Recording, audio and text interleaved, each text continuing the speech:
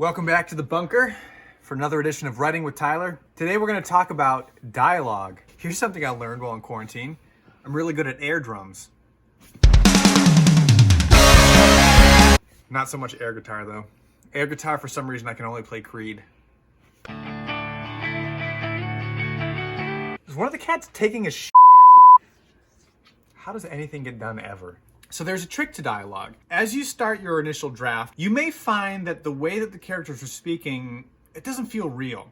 It feels like there's something missing. And I'll tell you what that thing is. Inserting action in with the words. When we add dialogue, we want to add action. So there's two languages happening. You have the actual language coming out of their mouth, and you have their body language. Tell me what their body language is doing. So we have...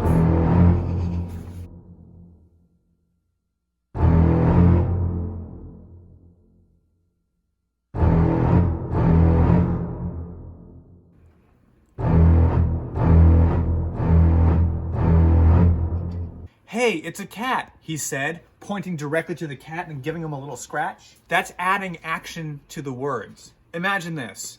I have one character say to another character, "Hey, I really enjoyed that movie. Did you?" And they say, "Yes, I really enjoyed that movie." They kind of feel like a psychopath, right?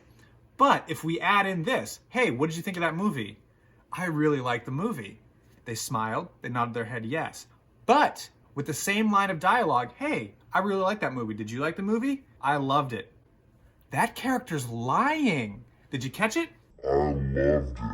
If I say yes but shake my head no, I mean no. My body language betrays me. And the things that we can give our characters to do while they speak will reveal the full story. I will warn you against this too. You're telling the reader how the character said something as opposed to showing it to them or having it already be implicit.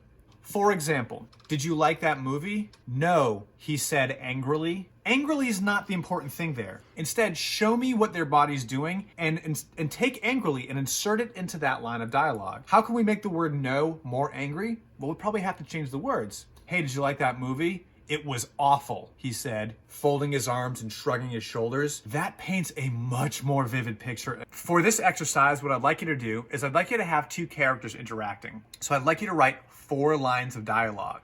So one character says something, another character responds to that. The first character responds to the second thing that was said, and that second character responds to the thing that the first person said. So you have 4 lines of dialogue. But in between the dialogue, tell me what they're doing. That's where the story lives. So try that and stay safe out there. Cool, leave it there. Oh my God.